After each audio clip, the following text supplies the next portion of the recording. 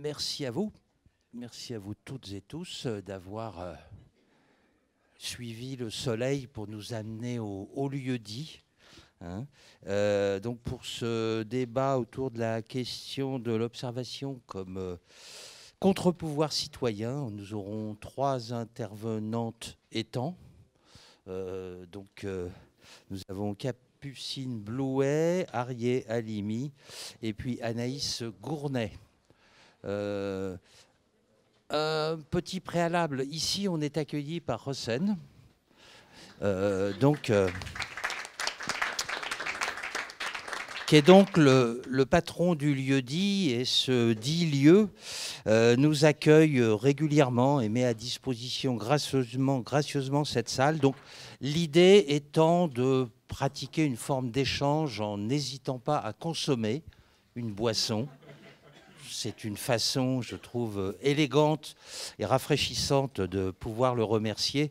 Et à l'occasion, si vous le souhaitez également, de pouvoir profiter de la terrasse pour dîner après le débat. Je vais essayer. Alors, je ne pourrais pas répondre de manière aussi technique que nos observatrices, mais je vais essayer d'avoir une lecture un peu plus globale de ce pourquoi les observatoires sont nés, dans quel contexte. Et pourquoi il y a eu un tel besoin à ce moment-là, quel a été leur rôle, dans quoi ils ont été pris, et quand on pose les questions sur les gardes à vue, sur les violences qui ont été commises sur eux, je pense qu'il faut prendre un peu de recul sur le maintien de l'ordre, l'évolution du maintien de l'ordre, le rapport entre les personnes dépositaires de l'autorité publique qui participaient à ces manifestations et la population. Enfin, moi, j'ai souvenir, il n'y a pas si longtemps que ça, où effectivement, on l'a rappelé, les manifestations, c'était des moments de liesse populaire. Le 1er mai notamment. Le 1er mai, vous aviez des familles, vous aviez des poussettes, vous aviez des gens qui venaient... C'était la fête des travailleurs et tout le monde pouvait venir. Et quand vous regardez aujourd'hui quelle est la sociologie des personnes qui viennent en manifestation, y compris le 1er mai, ça a beaucoup évolué. C'est-à-dire qu'on ne voit plus beaucoup de familles. Pourquoi ? Tout simplement parce qu'on a peur de venir et qu'on a assisté à un déferlement de violence qui est extrême ces dernières années. Alors, je ne dis pas que la violence est nouvelle dans les manifestations. Ça a toujours existé, la violence dans les manifestations. Et peut-être que ça peut interroger sur ce qu'est le maintien de l'ordre. En revanche, il y a eu, ces dernières années, on y a assisté de manière contemporaine, pendant la loi travail, accroissement de la violence, de plus en plus d'utilisation d'armes dites semi-létales, mais qui ont quelquefois tué, quelquefois mutilé. Il y a eu des pertes, des éborgnements avec les LBD-40. Pour ceux qui ne savent pas ce que c'est que les LBD-40, c'est le successeur du flashball, c'est-à-dire cette arme qui tire une balle qui est censée être en caoutchouc et donc moins dangereuse, mais qui en fait brise des os, brise des crânes, éborgne lorsqu'elle vise la tête alors qu'on n'est pas censé viser au-dessus de la ceinture, enfin en dessous de la ceinture et au-dessus d'une certaine zone vitale.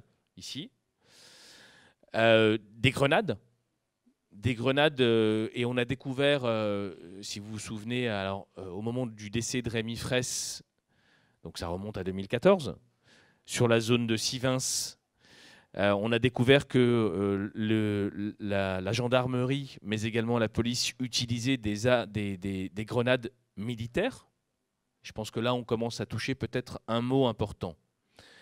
Ce sont des armes militaires, et y compris selon la nosographie juridique. Hein. Ça a une classification militaire. Il n'y a pas eu d'évolution ou d'apparition de cette militarisation. Pour moi, vraiment, le rapport initial, et en fait, on ne s'en rend pas compte parce qu'on est ici d'une tradition des Lumières, y compris la Ligue des droits de l'homme, qui a comme postulat philosophique, pas que, hein, Rousseau c'est pas vraiment le cas, mais Locke, Hobbes, d'un état de nature hypothétique où l'homme est un loup pour l'homme et que l'ordre est établi par l'État dans le cadre du contrat social, où on concède une partie de nos libertés en contrepartie de quoi on a la sûreté. C'est ça notre tradition philosophique. Sauf que c'est un postulat philosophique qui consiste à dire que dans l'état de nature, les êtres humains se veulent du mal, ce qui ne va pas forcément de soi. C'est un postulat en soi. Hein. Et donc, l'État assure cette force, cette puissance, ce maintien de l'ordre, on y revient, ça vient de là, de manière déléguée par la population. Et là, on se dit que finalement, c'est inscrit dans la construction de l'État que de pouvoir exercer ce que vous dites, le monopole de la violence légitime. Alors, d'abord, petit mot là-dessus, il n'y a pas de monopole de la violence légitime. Il n'y a pas de monopole de la violence légitime dans le droit. Je précise.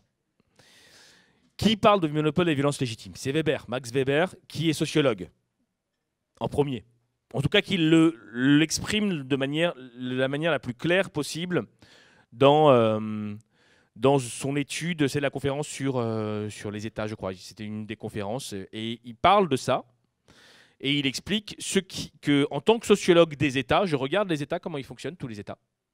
Et le dénominateur commun du fonctionnement de tous les États, c'est qu'ils se revendiquent, et c'est là toute la nuance, ils se revendiquent le monopole de la violence légitime.